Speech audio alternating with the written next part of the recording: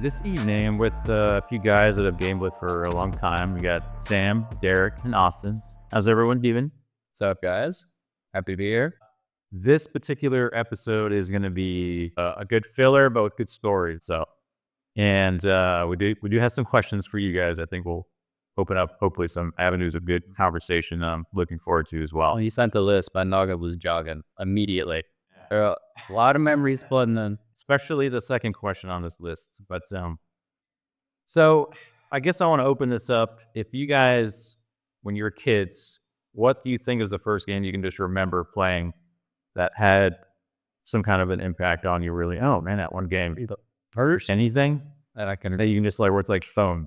I can never recollect immediately. So now, what is that one for you? For me, the first game that had an impact, it was Duck Hunt. Surprisingly enough, I never was huge into the Mario series. I love it. Yeah, I loved it. And I know Austin across the table here was big into it, and that he was a lot of my exposure to along the Mario games. But when I first started getting introduced to gaming, it was the one game my oldest brother would actually play, Sandy, as you know, and he would play Duck Hunt.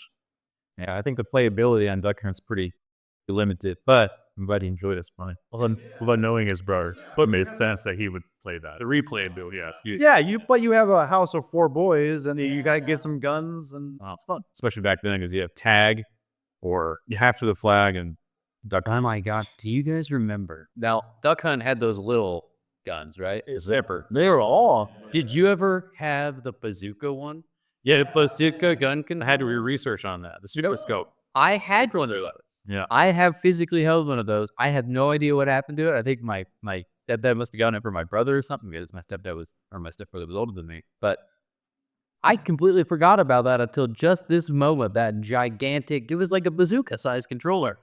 Play this game called Battle Clash, which is like you fight mech warriors. They fly around and you like sit there, you shoot them with your bazooka.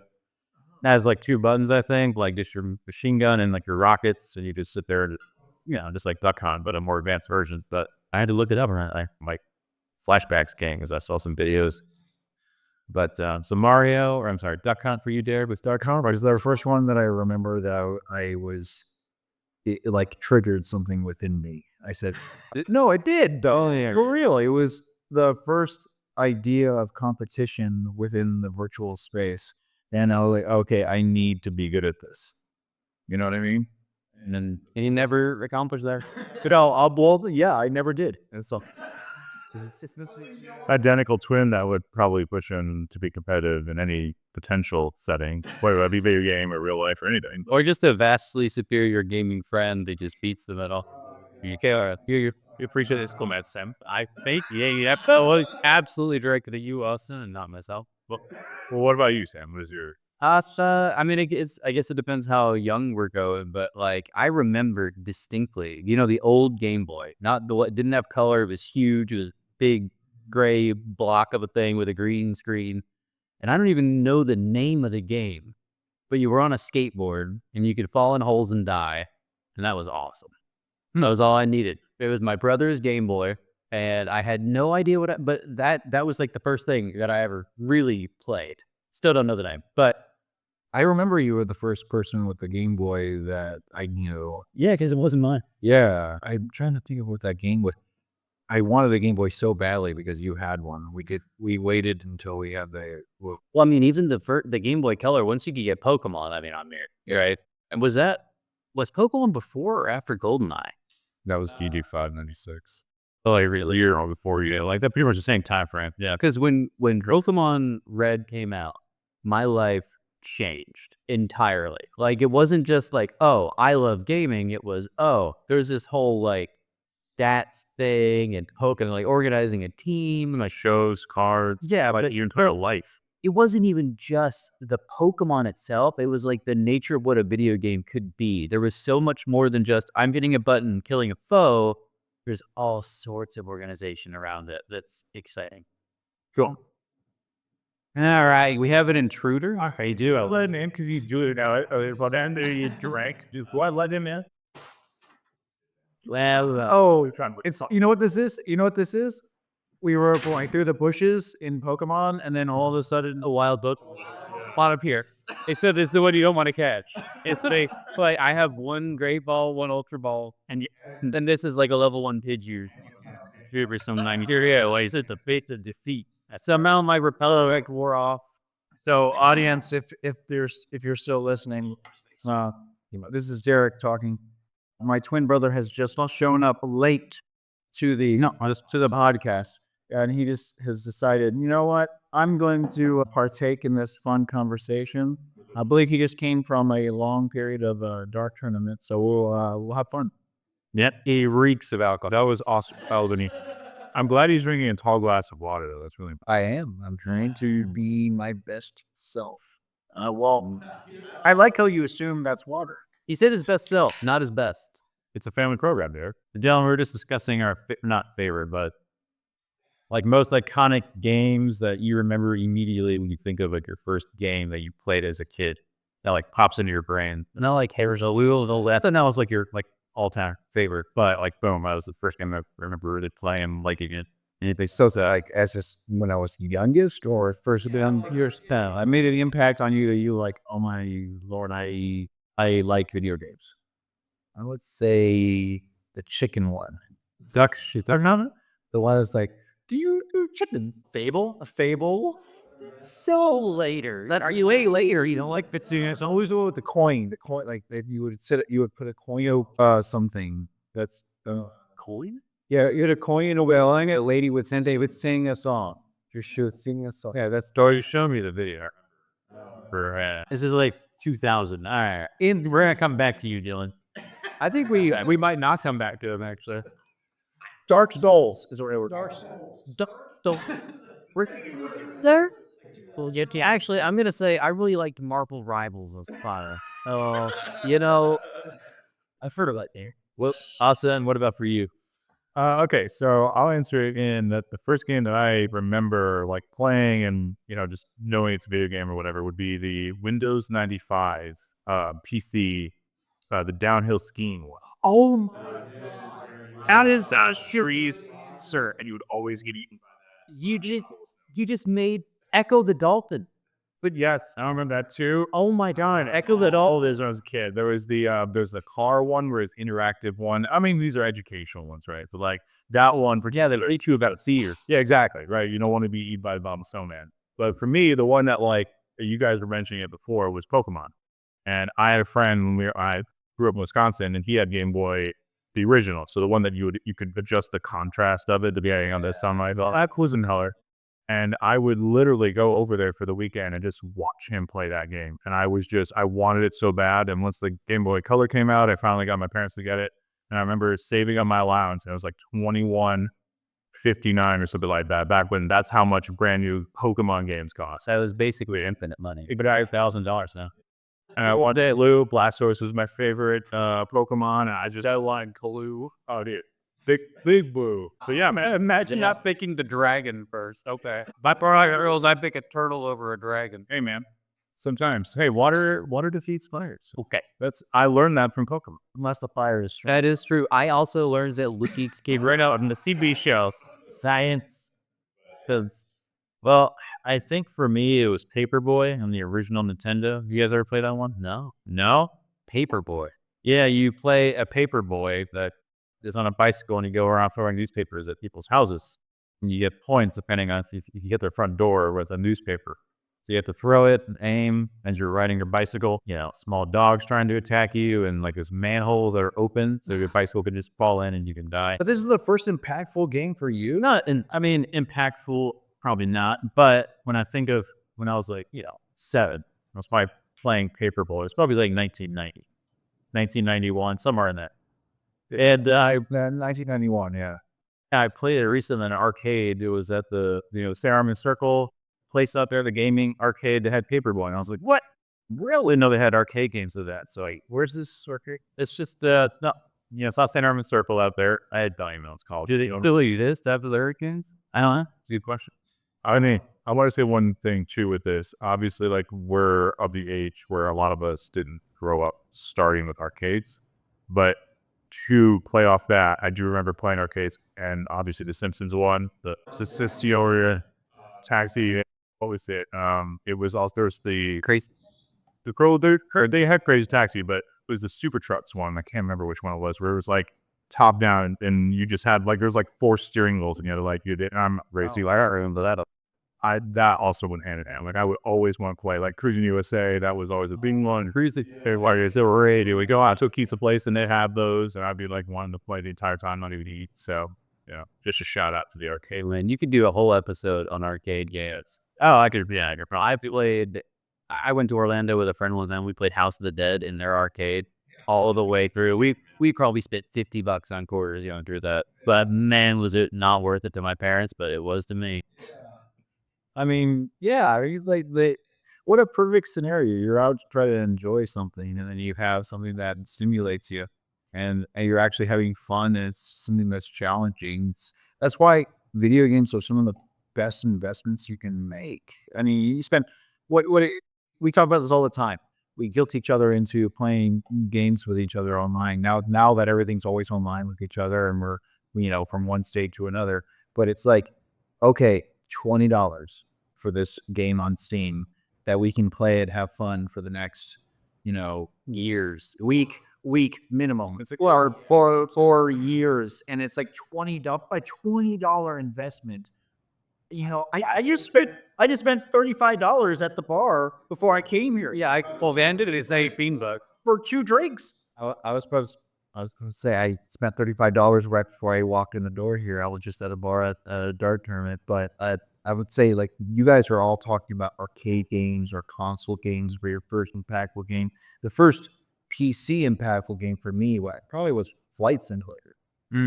Yeah, the original was so difficult. It was so difficult. No doubt. It forced you to get a joystick or what do you call it? A stick on top of the actual PC, and the people didn't really understand why you were doing that. Or you could do it with the mouse. It was inverted. Like there was a lot of new technology going on with that, because it's one of the first PC games that was like that you could get with the Windows system, and people played it all the time. And I think that was very impactful for one of the first PC games that like came online. You guys are talking about the console games. Yeah, I remember never landing a plane successfully. I always crashed it. Like not one time. That's probably 100 attempts. It was so incredibly hard, so impossible. Like how many? Their parents to get a joystick at Best Buy. Oh my gosh, Well, you have to also understand that you were a child trying to land a plane.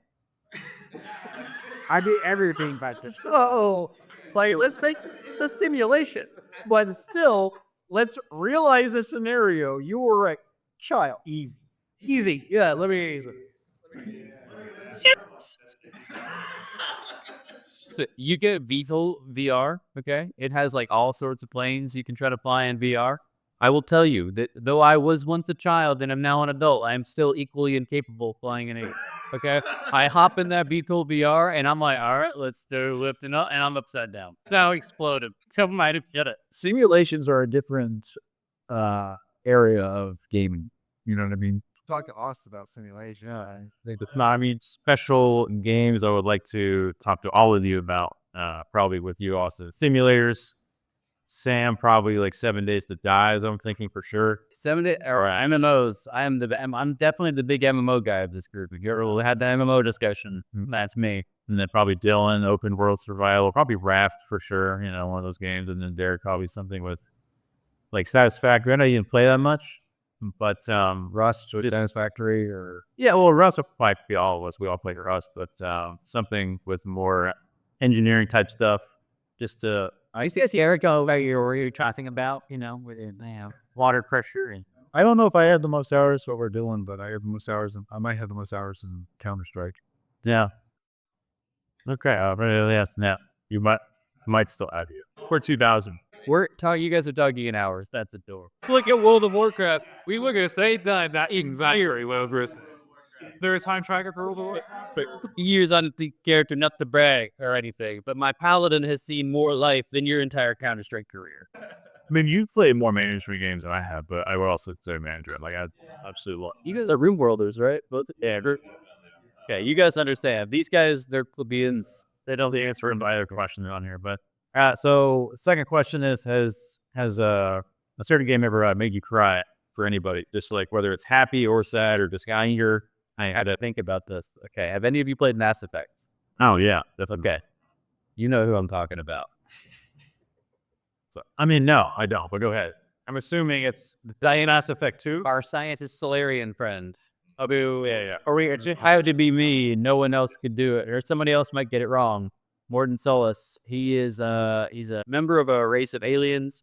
Their race there's another race. They're like these big conqueror type aliens, and they screwed them over to the point where they couldn't really breed anymore.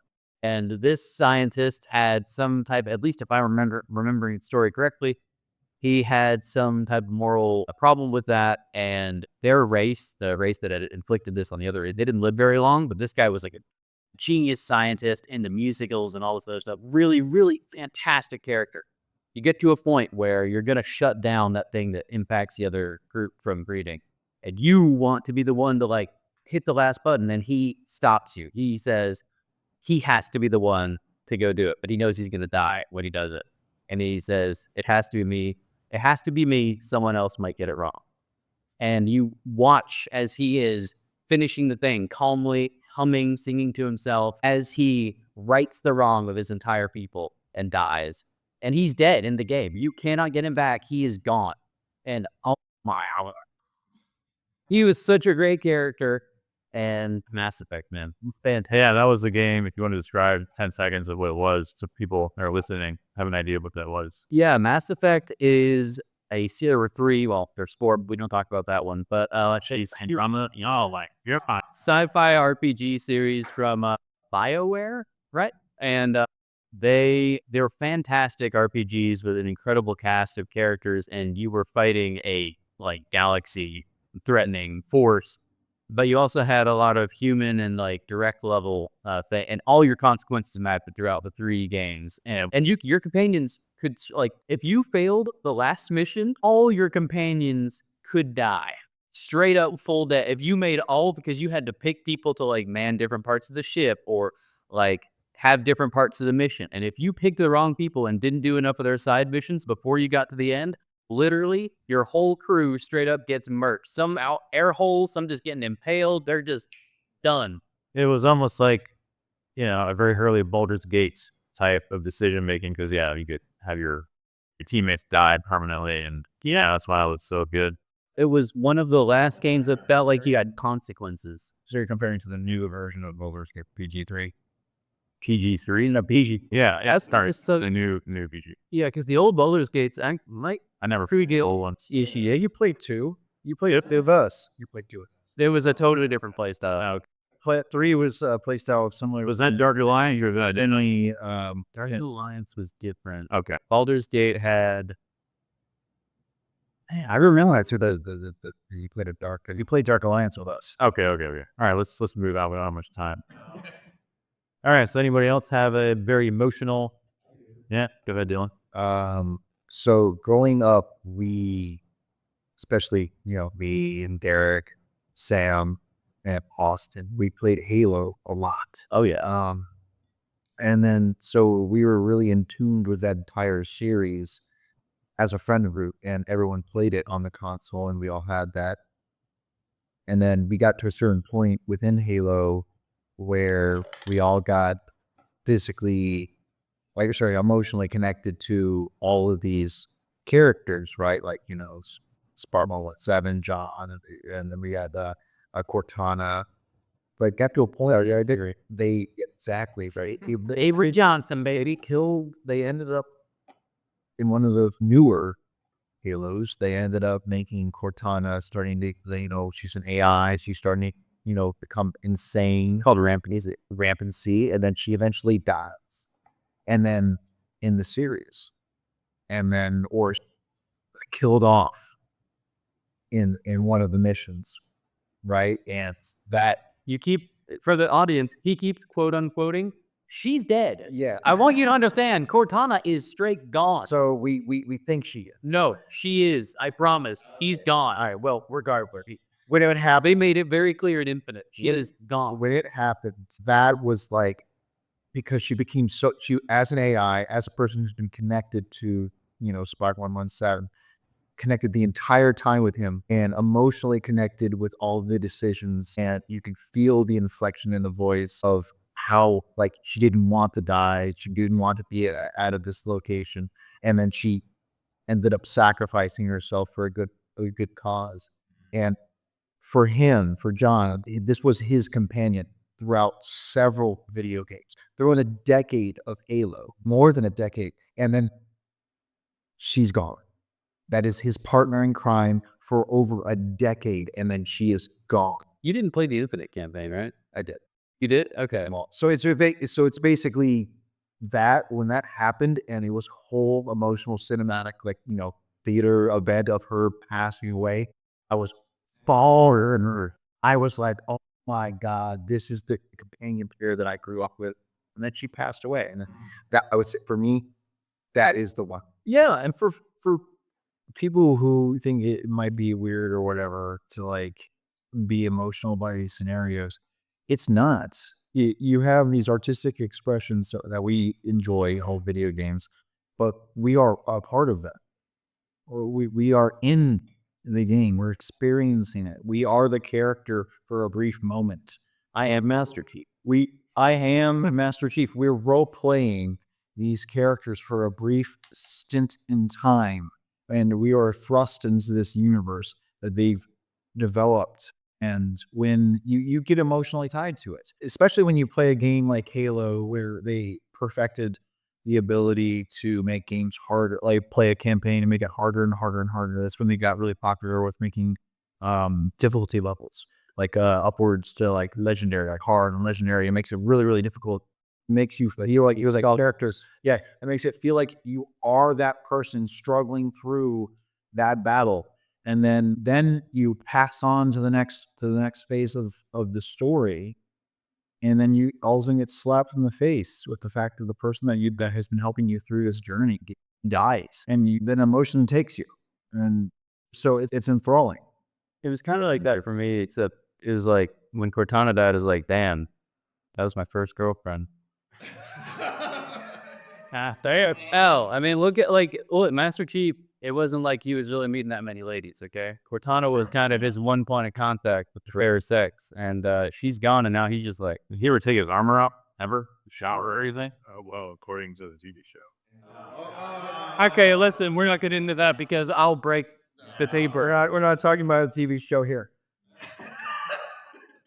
I watch a lot of shows and a lot of trash, and I could not get through that series. Yeah, the fact he unmasked first episode. Anyway, If a cardio show involves Master Chief having sex, and he does in that show, your show is wrong. Master Chief doesn't fuck. I mean, Master Chief doesn't have intercourse. I think for me, my first strong emotional reaction was crying out of pure anger, frustration, and that was EverQuest.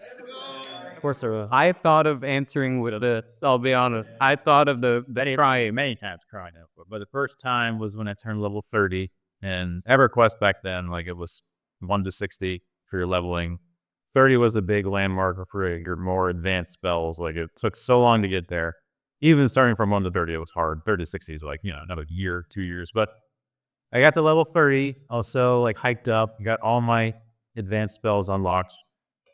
I wanted to go test them out. So I went to the, those hunting grounds, all the mammoths. Where the band spoke about Cliff. Yeah, we spoke about the mammoth hunting in the first episode. But I went there with my brand new wolf companion, my first companion, with my new root spell. So an NPC couldn't move if they were trying to attack you. They would just stop. So I went there and I used my first, direct damage spell called Winter's Rage. Hit the mammoth, started to, run at me. I was like, oh, this will be easy. Then I went to cast a root spell and ended up self-casting on myself. No. So I targeted myself by accident instead of the mammoth. So then I rooted myself. And then I was like, this is fine. I have my rule fail. And then it started hitting me a couple times. And I was like, I can heal and, And it was like the longest lasting root spell. It never, went away. It's usually like 10 seconds and it's done. And the entire time I was getting pummeled by this mammoth. I could not move. Wolf dies. I couldn't heal because it kept disrupting my spell casting because I was getting hit with a fucking with a tusk. So I couldn't cast. I was just sitting there and I ended up dying. And I lost like almost a full level of progress because back then, a level took like a week to get like a level. I was going to ask, I took a bomb shot. So I think I was level 30 for like 10 minutes. I died. And I remember like almost wanting to break my computer. Yeah. Because I self-casted root, couldn't move. And it was just like the biggest disaster. And yeah, I remember like bawling because I just lost all this progress and had to. Anyways, God, yeah. No, I know that Yeah. when I was a kid, I was playing Diablo 2, and I very, very quick, but I accidentally clicked the delete character button, and I was so panicked that I went to go click cancel, but it puts up accept and cancel, and you expect accepts is over here, cancels over here. It's the opposite, and I clicked so quick, I deleted an level like 79 or 87 character on Diablo 2, which was high level back. This is like before seasons, if I recall correctly. I just deleted. I called Blizzard. Like my dad called Blizzard with me. I was like 8 or so. I was little. He was like, "Can we get the character?" Like, no, can't do anything. Dude, I was bawling. It had Oculus. It had all sorts of good stuff. Jesus. Yeah. What about you, Austin? He's never cried. Yeah, for the most part. No, I mean, I don't know. There is definitely some emotional parts like Walking Dead, that game. Yeah, it's still very special. But Yeah, that was a good one. But yeah, I think some of it was that when you were saying that, like some frustrating parts. Yeah, I would say the Walking Dead one would be my like. Yeah, that's the heart damage play. Jeez. Yeah, I remember that one. So, all right. What is your funniest multiplayer experience? I had many for this answer, but I was hoping we'd get to this because honestly, funniest, it really depends how you get your laughs. Do you like hurting your friends like I do? Or sometimes, yeah. I remember throwing you as a cat in Baldur's Gate 3 when you're polymorph. Yeah, Or whatever. polymorphs into a cat, and then you Freed out of a hole or something. threw me. That was fantastic. Well, yeah, Where was I from this? it was Cody was playing Austin, right? Sean was in it. I don't remember who was in it. Who was in that party, but That was random. I threw you. You had 1 health point. I had 1 health point, and then You go, the cat. And said I died. It's a cat. As a cat. wait, just my dead corpse was a cat. And so where did you laugh as that, Carrie? Oh, good couple minutes. That's fine. Pretty damn fine. So, all right. Do you guys have a specific story real quick or no? I have a somewhat recent story of Derek being a bastard. There's a game called The Finals, which I love. And in that game, you have different methods of traversal, one of which is a zip line. And these zip lines have the wonderful property of being able to be destroyed. So as Derek and I and a friend are approaching an objective, Derek travels across the zip line ahead of me. And as I'm going across it, he breaks the zip at the other end, tossing me into the abyss. But no, don't wait. Our story doesn't end here because Derek goes back to get my body and he jumps down onto this platform where he's going to it's a moving platform and he's going to have to jump back up to get to my body. But he puts a jump pad on this moving platform just as it's going underneath a bridge. So he jumps on it, slams his own head into the bridge and tosses himself into the abyss. You can hear my audio of, "You killed me," and then he's going back, and then I say, "And then you fucking kill yourself?" Yeah, it was an amazing versus. I mean, it was literally like a few months ago or whatever, but it was so funny. I watched that clip so many times. But what I love about that is the fact that you clipped it, and it is funny. It was the killing you was purposeful. The killing.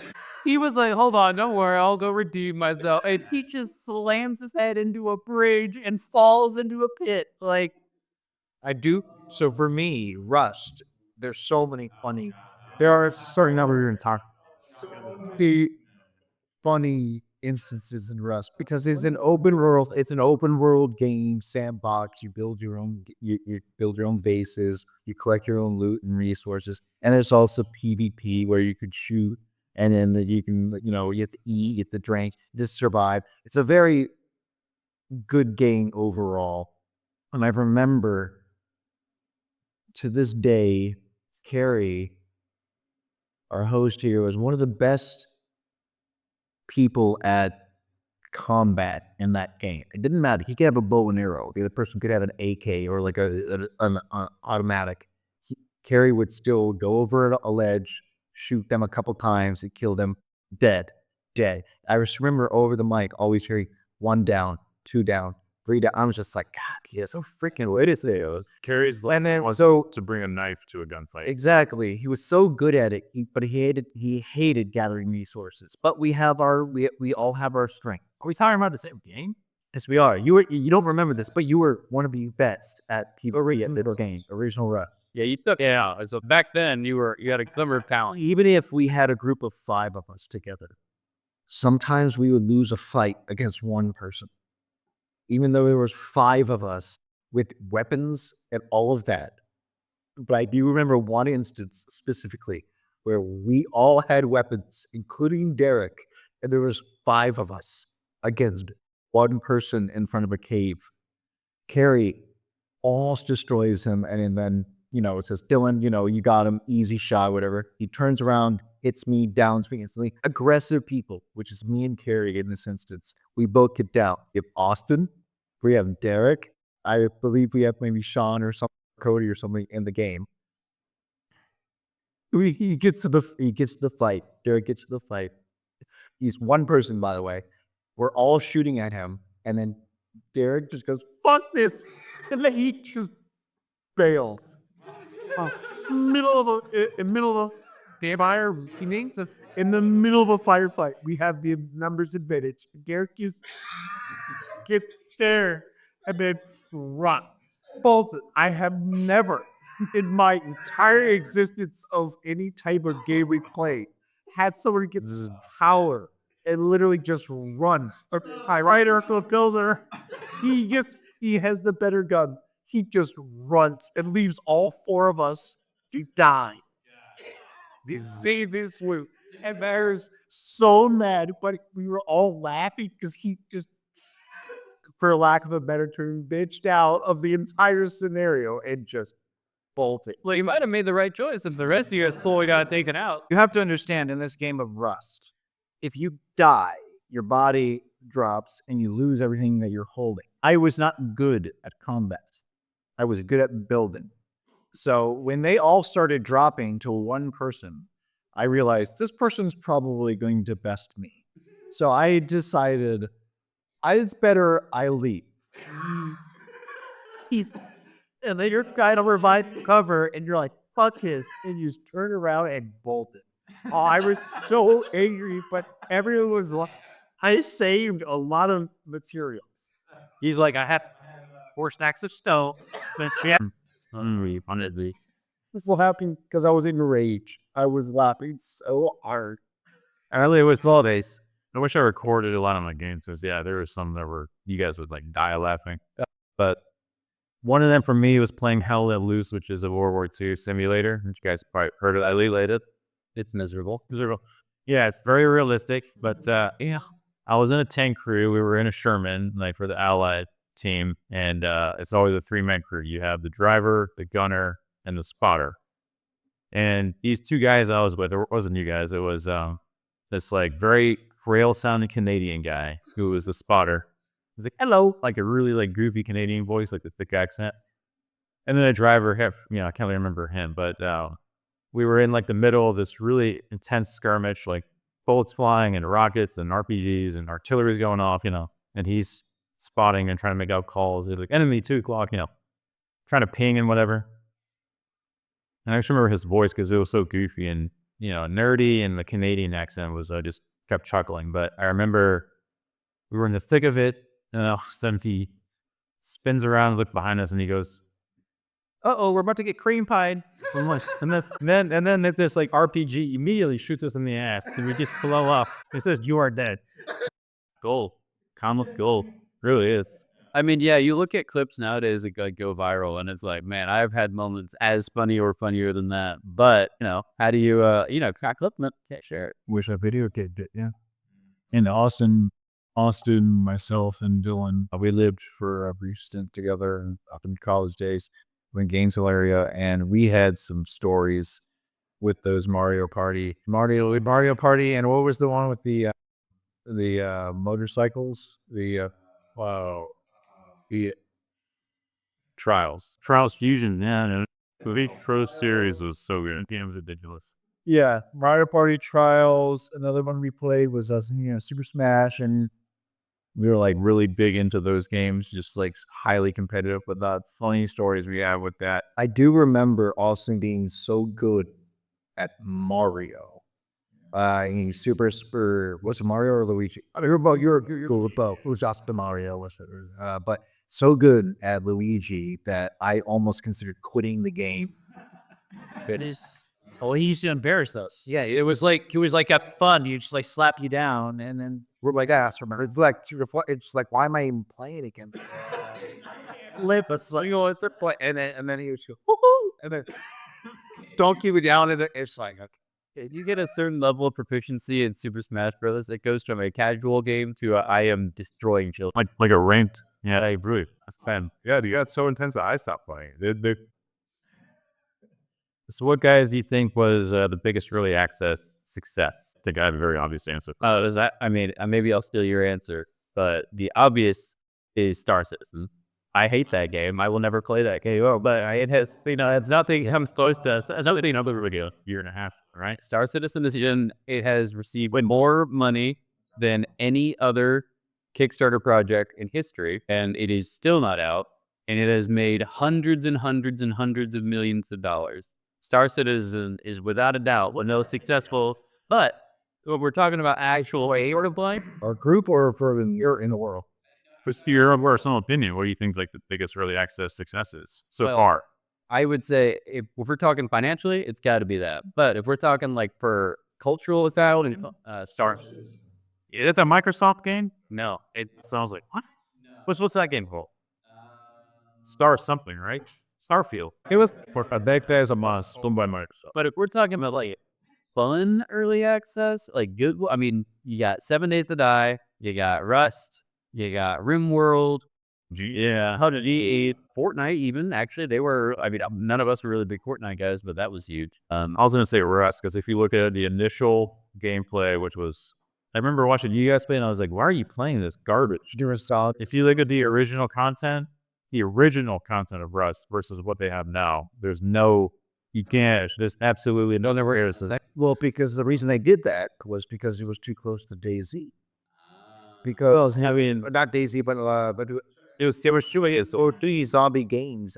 So they just tried. Well, 7 Days to Die probably came out around that. So They tried to differentiate themselves from that zombie because they had zombie like bear. But I mean, not just like the zombie, like all the stuff they've added, all the mods, the community support, all the skins, and the building is insane. Like just from what it was to what it is now, you're looking at like a universe length of development. That's pretty impressive. big sidebar, but I don't know if you guys have played Rust recently. You know they changed the wolf mechanics? Mhm. They straight up get up in a pack and like hunt you as a pack. They travel together and they will surround.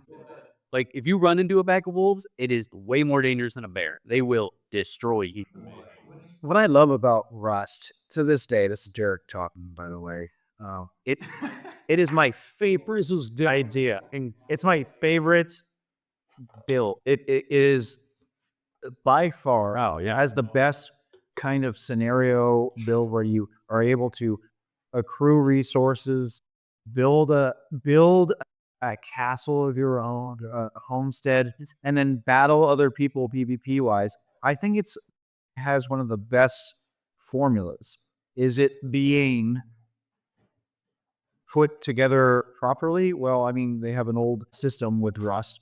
I think they need to make a new version of it. And I heard through the whispers, ever since the whole Unity issue with them, they are talking about releasing a Rust 2. And until that day comes, They don't need it.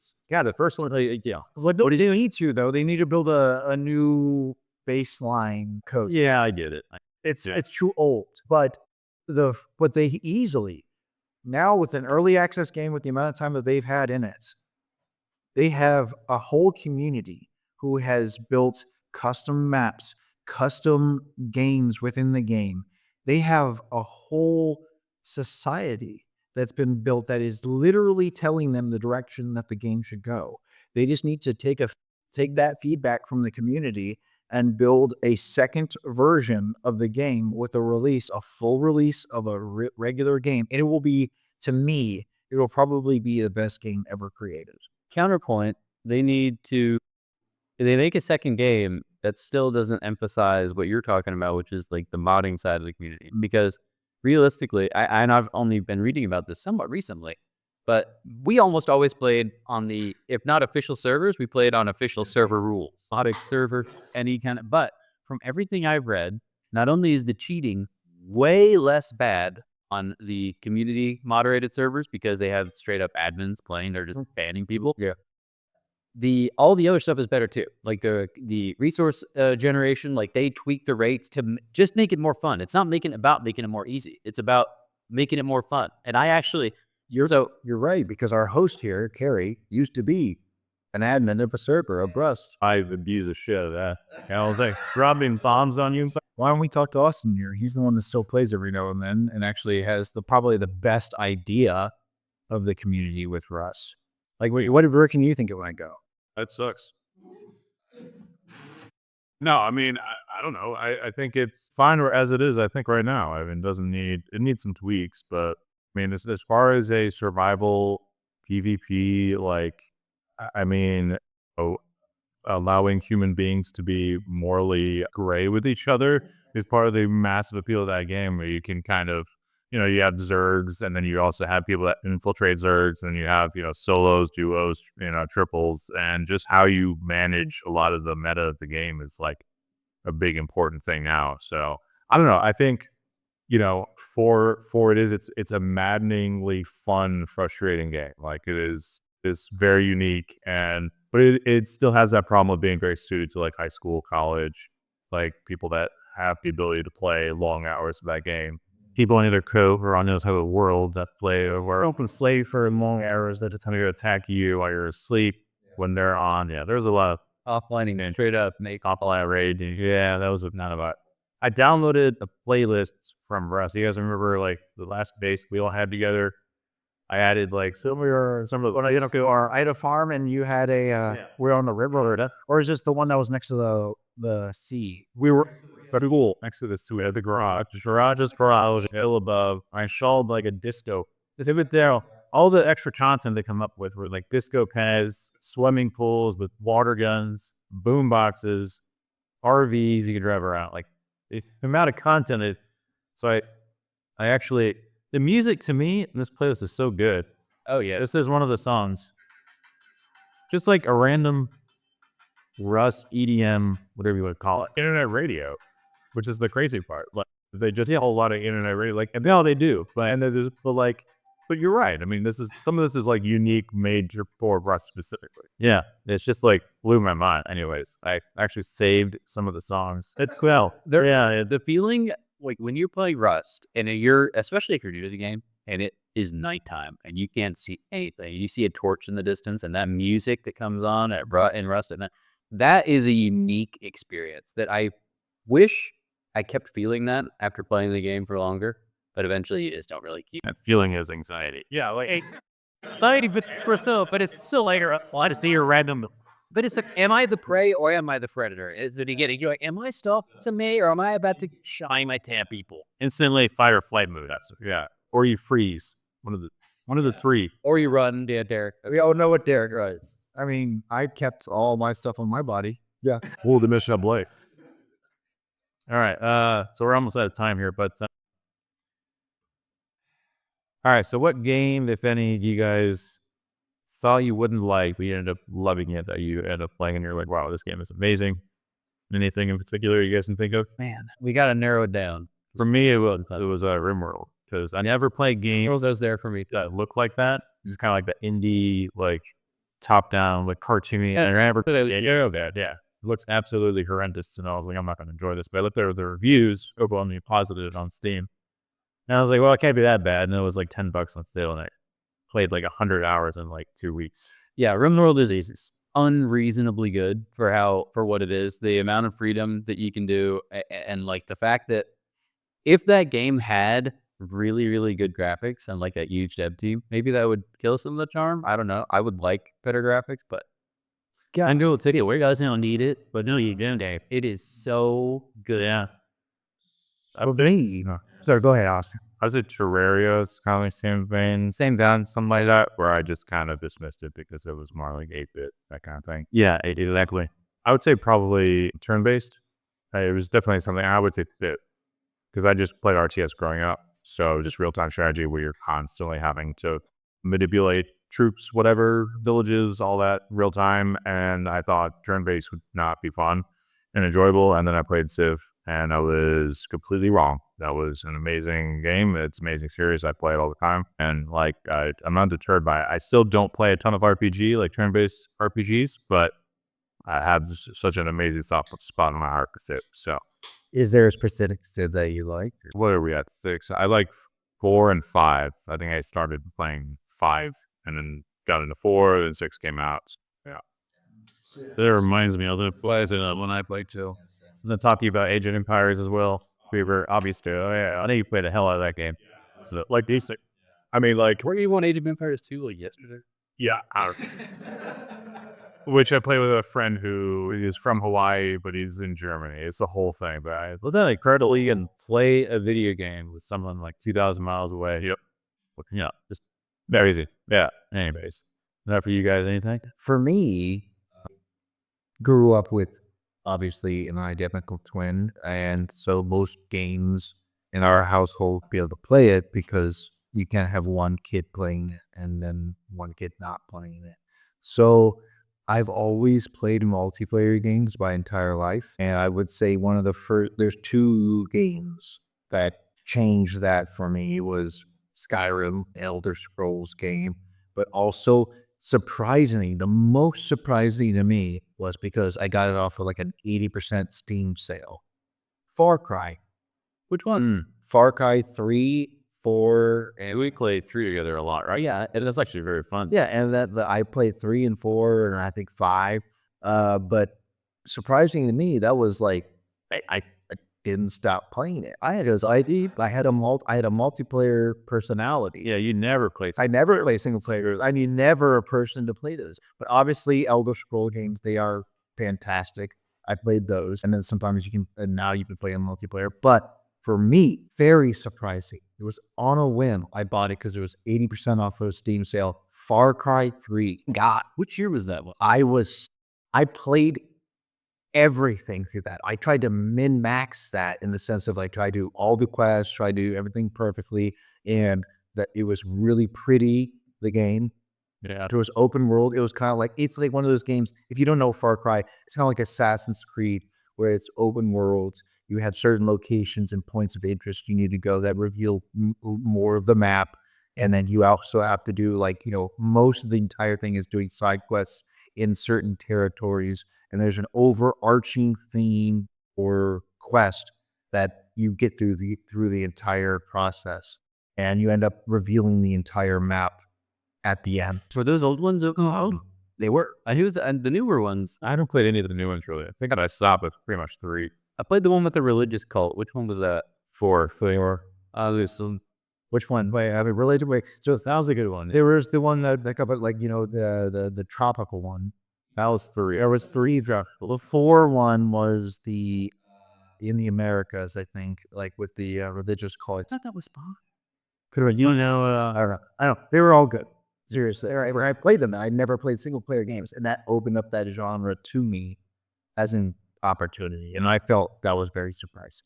As per your question, It was a different feel for a shooter, the open world aspect. Halo was very much like go from this to do that. You know what I mean? Like Far Cry was. It was a good comparison for Assassin's Creed with the overarching missions, but the lots of side stuff. For me, I think the one that did it for me, like you surprised me with your answer, Austin. I had forgot about the Civ 5 Yeah, good, but no. But the Civ 5. I'm not a big RTS guy, and I fell in love with Civilization 5. But the next game I can think about that I didn't know I was going to like because it was single player, like Dylan said, it was hard for us to do that. Was Fable. You guys remember that game? Yeah. Make it one. I don't know if if it was Fable 2. All the promises that they never actually deliver on, in every from series, or from the next one to the next. But That's Peter Molyneux, baby. yeah. But I don't know. I can't remember who it was, Fable 1 or Fable 2. I think it was the original Fable back in like 2004. But they had that one time you were allowed to, you got the title of Chicken Chaser. Oh, look, it's the sticking. So yeah. So yeah, we can do it. We can do it. You used to run through the town, and then the one person that would see you would go, Oh, look, it's chicken chase. You chase chickens. and you just fell in love with that. Every time you walked by that person, I would walk through the town over and over again just to hear that call out because it was absurd to me. Well, okay, I love building a house. I love like building the Fable and yourself. And on more of a fantasy. Why? So Right. So it was good for him. It was bad for our entire family because he perfected the, Oh, look, it's the chicken chaser. Chase chickens. and he would do it nonstop. That phrase across the entire house for over a year. It was Jesus. That's terrible. Because he perfected it. That's why I got really good at the mimicking of the voice line. I did a lot. Am I the only one who spent their time in Fable, like literally slaughtering the town guards over and over? So get level to a ludicrous degree. I was the most evil. I didn't do that. They just kept spawning, and you just kept slaughtering. Okay, yeah. I mean, I didn't know. Oh, every people. Imagine doing that kind of thing. I definitely want to go in a fantasy world with you. Yeah, you definitely should not let me DM for you. Yeah, I mean, it's like you're playing Grand Theft Auto. If at one point you don't barricade yourself inside of a building, getting 6 stars or whatever, and fighting 100,000 cops, what are you doing? Playing Grand Theft Auto. You're not pushing the limit. If you don't have them sending multiple helicopters to your location, you know how many times I camped inside that hospital? Just a wave after wave. It doesn't matter. Also, spawn a tank for you. So. Yeah, there you go. Yeah, he'll figure out the code to spawn the tank. You guys aren't playing any games through it. I wasn't allowed to play that game unless I was at a friend's house, and we always printed up cheat codes. Printing out cheat codes is something that the new generations are not going to experience. You know, they're just going to look. They're not black shop. They don't even have cheat codes anymore. It's just it's just where you have the ID for it, or it's a thought cheat code. It used to be you have to like know a guy who knows a guy whose uncle worked at a defunct company that once contracted with them to find the secret cheat menu to open up the clip through the map and stuff. Like we were by Game Shark. The other day I was like, you know how people like when they stream on Twitch or whatever, and sometimes they'll alt tab you like see their cheat menu or whatever. I thought it'd be so funny if I was streaming and like I alt tab and you see like a Game Shark menu.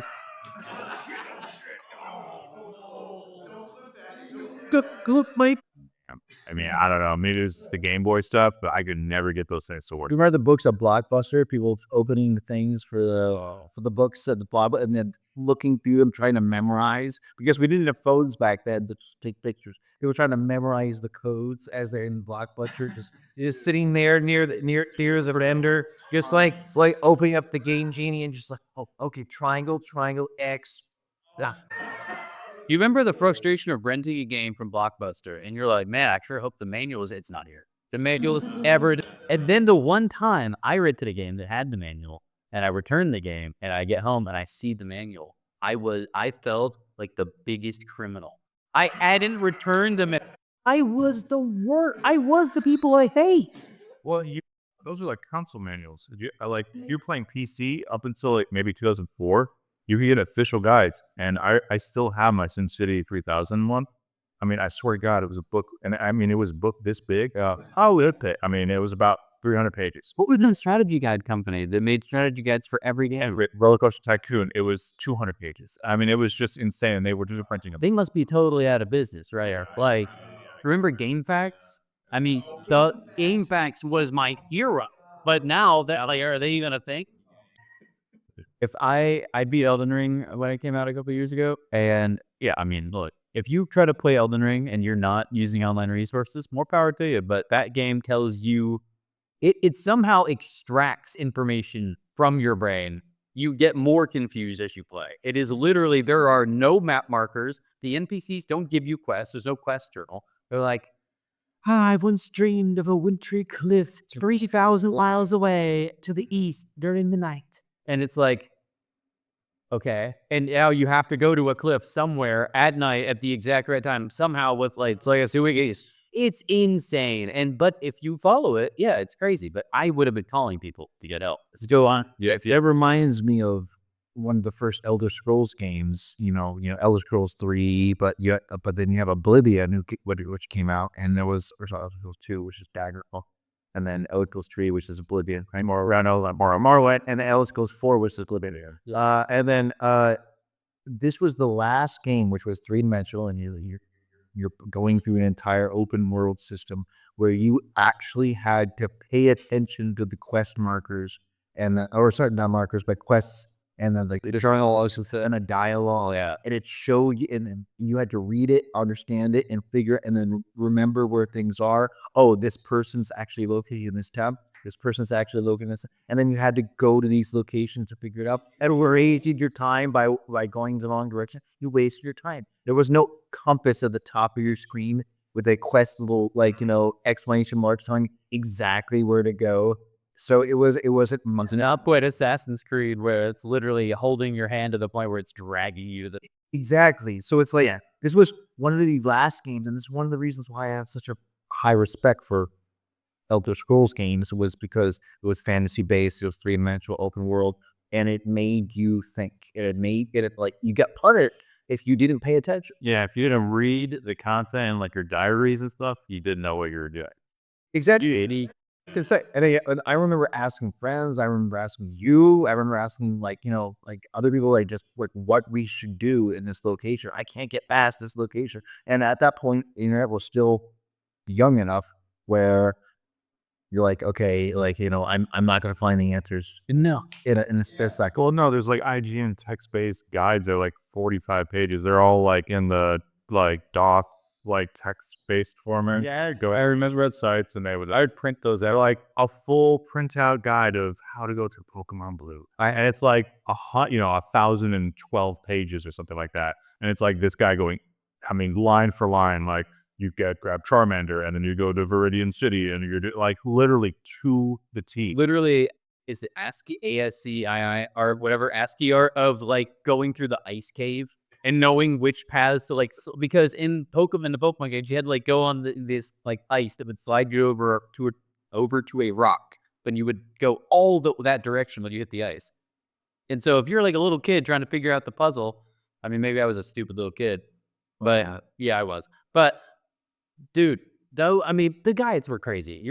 What else can say is they were so detailed, and these people weren't getting paid. It was just some guy. Well, and I needed them because there was so many times. I remember playing Star Fox 64. You would get past the first level. I went to the asteroid, and I couldn't get past it. I was an idiot. I was an absolute terrible human being trying to play an N64 controller on Star Fox 64. And that was like for years. Like I literally couldn't, I don't know why. There's other games too where I would just stall at the most inopportune time. And it was just like, okay, I guess I'm just never going to play this game again.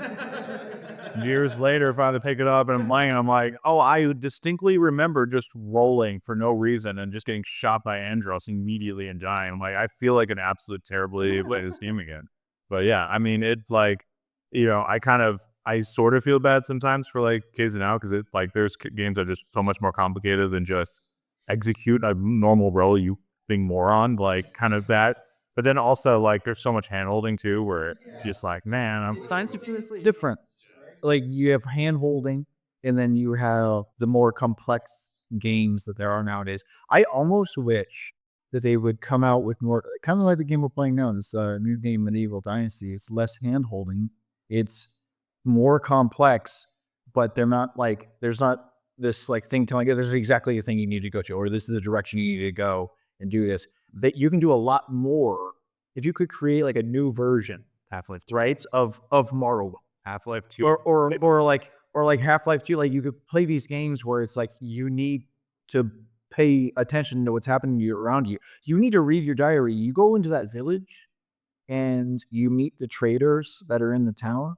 You need to remember their names, because if you don't remember their names, you're gonna have no idea where to sell your fish in like 2 more days, or whatever, to do this, to finish this quest in your diary. You're like, you have to pay attention. Right? It's not just telling you exactly where to go. It's the right way of that. It's a different way of playing video games. This all circles back to the casual gamer versus the hardcore gamer. Like with there's fast traveling and having like a waypoint and a compass and a diary that has it like highlighted for you. All this in like a little mini map and all this stuff, which I think is the biggest disappointment for me with the industry, is now you look up everything. There's no mystery behind anything anymore. Well, and they also design it kind of with the expectation that you might do that. And that's a problem where when the designers are aware of the resources the players have, they don't necessarily feel like they need to provide everything in game. There's a big problem in the World of Warcraft community. WoW is big on rating, as you're all aware. Race your world first, it's hundreds of thousands of viewers. But that game's rating scene is held hostage by the fact that it is such a hugely modded game. I mean, your UI in WoW, if you're using the basic UI, you're crippling yourself. Because all sorts of add-ons, especially for boss fights, to give you alerts and timers and all sorts of things for tracking. And other games like Final Fantasy, they don't allow mods. So if you're the World of Warcraft raid designer, do you design the perfect encounter for what is in the game, or do you design the encounter for all the macros and add-ons and weak auras and other things that are going to be developed for that team? You have to. And so, but that means that if you're a normal guy hopping on WoW to raid and you try to do that content, you literally can't beat it with what's in the game. You will not be able to. That's not good. So, but how does they fix it unless they ban those add-ons? They that are so add-ons. That's the only way to do it. So it makes it better. I realized the other day, you look at the most downloaded add-ons for that, there's 2 big boss mod add-ons, Big Wigs and Deadly Boss Mods. Those are 2 of the most popular downloaded add-ons. You're never running both. So if those 2 are 2 of the most popular, most of the WoW community has at least one of them. So they are so dependent on that. And that means that your fights, like the mod developers have to keep them updated constantly. When you're watching the race for World First, the people making their macros and their add-ons and everything, they're literally updating them as they're rating. Like, come on. And it's just too much. I'm just playing a video game. And that's why I like the Half-Life 2, is specifically because once you get, like, fine, obviously it's not the same as WoW, but what you're trying to do is introduce players into the concepts and the mechanics of the game. And, how Half-Life 2 does that is that it tries to incorporate the physics element of the game, where it's like, yes, it is FPS. You are moving with a keyboard and a mouse. However, the way that you will succeed in this game is by utilizing physics-based puzzles and gameplay, that kind of thing. It doesn't over the head with you pause the game and overlay something on top of you. It tells you what the keys do, how you interact with the environment, and then it allows you to basically go, okay, fine, I'm allowed to interact with this environment. Can I do this? Okay, I can do this. Does this work to unlock the next door to get you wherever? No. Let me try this. And it allows the human player, whether they are skilled or they are naive at how to play the game, to interact with the game as they see fit and to proceed basically learning the skill set as on their own pace. And I wish we could get another Half-Life game, because I'm sure they would do the same thing in Half-Life 3 with it. That reminds me of Portal. I mean, it's the salary rat. It's still Valve knows how to do that. That's basically, it makes it so that there's multiple ways to interact with this scenario and multiple ways to access a positive result in the sense of getting from point A to point B, or whatever the result you need to do. There are an infinite number of ways you could do it realistically, as long as you understand the physics within your box, within your physical environment and your box that you're provided. But that, I agree. I love Valve for doing that. It makes it so it's not falling a lane like so many rails. Like, it's not like, you're railed all the way through from point A to B, but you're just like, Yeah, but you have any number of ways. Okay. Well, it's like hitting the balance. I mean, how do you hit the balance between providing all the information in your game necessary to beat the game while also maintaining an error? Like, played and the stuff you're tracking isn't stuff that's like beyond, like in WoW, I'm tracking 5 debuffs, 6 different locations, 40 different things are going on at once, and timers and phase transitions. There's no way I'm doing that off the top of my head without assistance. It's just not going to happen. Like they're making complexity almost the difficulty. And then the complexity is managed not by you. So it's like, why As a complexity, if it's not actually a player, my download is I get Kisu, the combination of downloads and the combination of how I can manage my downloads or my add-ons or whatever. It's just you need to be able to design a game where it's all incorporated to a point where it's self-sync, it's localized. It's localized within the game to the point where you're having fun and they provide enough information for you to get from the beginning to the end or from one location to the next within like one stage of the game. And it's not too difficult, but it's also enough mystery that makes it feel like you solved it. It did not just do it, but also an extreme gamer can do it as well. Yeah, so it's good balance. Well, guys, I think we are out of time, but we think we answered most of the questions we had on here for tonight, and maybe we can do another one in the future for the next episode. But appreciate you guys being on the show. Yeah, super appreciate it. Hope you enjoyed it. Yeah, glad to be here, man. Thank you, Carrie, for allowing me to crash your party. Thanks for having me. And Merry early Christmas to you guys. And I think I'll see most or all of you at the Christmas party in 30 minutes we're going to.